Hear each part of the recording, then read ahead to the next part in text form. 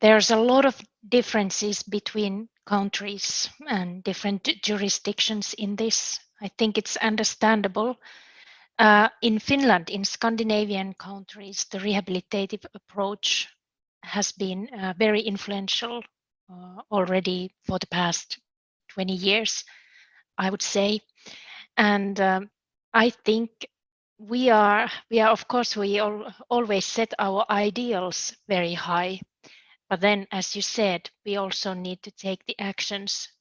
So I would say that there has happened a lot of wonderful development regarding this in Scandinavian countries, for example, during the past 20 years. But there's still a lot to do if we want to reach the ideal, if we want to change the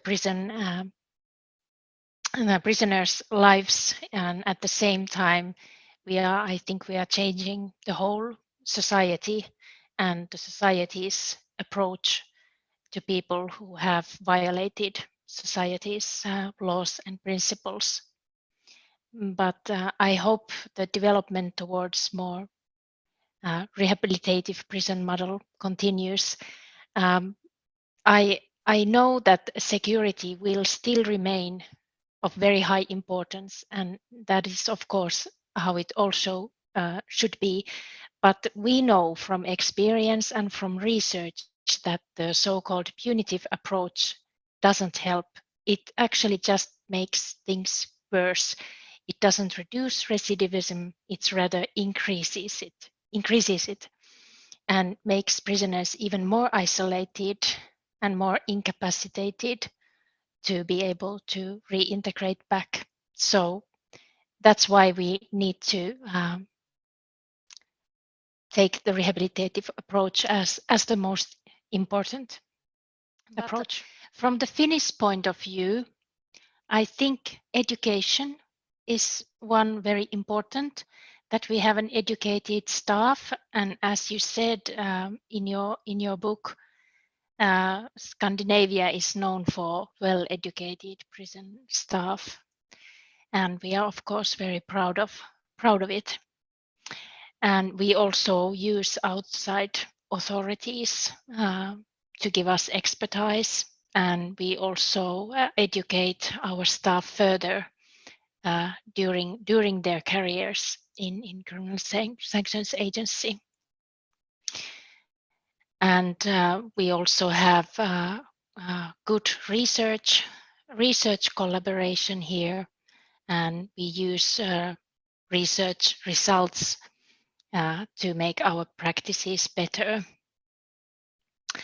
Then, of course, I also think operational transparency is very important, that everything we do, we can just justify. It's based on fair principles, and both staff and prisoners can understand, and the outside society also can understand why we make the decisions that we make.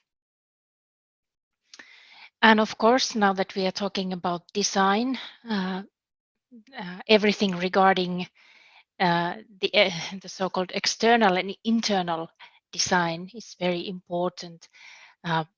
In Scandinavian countries, we have the so-called normality principle, which states that prison conditions and how prisoners are treated and in what kind of premises they are kept, what kind of services they are given, they should be parallel to the conditions of the outside society as much as possible, because the idea is to be able to re-educate them and reintegrate them back to the society.